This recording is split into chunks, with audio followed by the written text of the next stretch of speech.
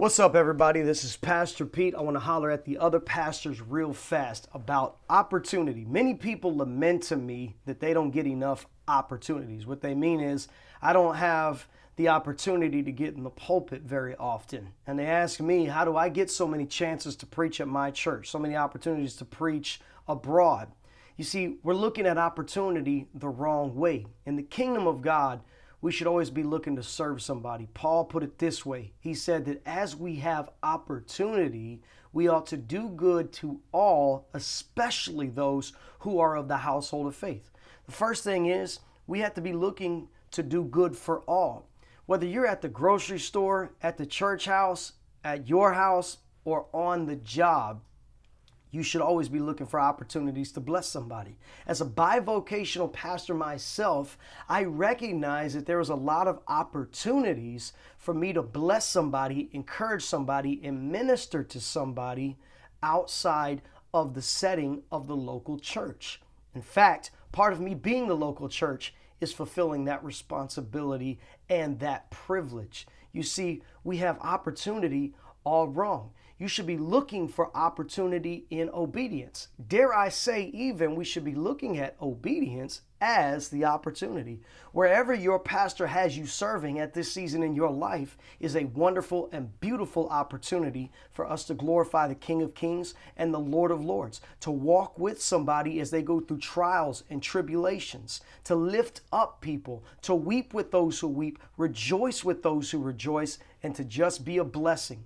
He says not only to do good to all, but especially to those who are of the household of faith. You see, whenever we are a part of a local church community, we are blessed in abundance with opportunities to bless and lift others up. And as we do that, not only are we serving our local church community, we are also serving the best interest of our pastor as well.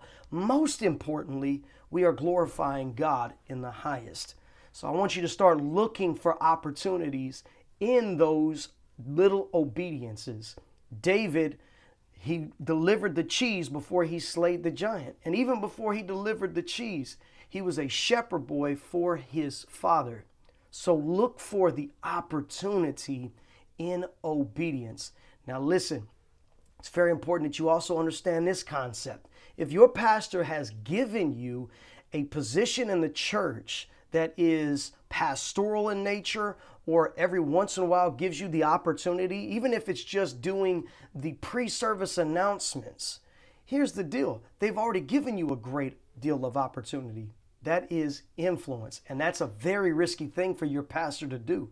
So I don't want you to take that lightly. I don't want you to take it for granted. I want you to be grateful for that. And whenever you are grateful for the fact that God would use you in the first place, as we should all be grateful for, then you start to look at those opportunities as blessing and you count it as all joy. Remember, we are to do all things as unto the Lord himself. So whether that be in the context of what you do at church or in the context of what you do as the church outside the church, always be grateful for those opportunities, maximize them. And here's one last thing, one last pointer that I think will help you as a preacher or as a future leader of the church.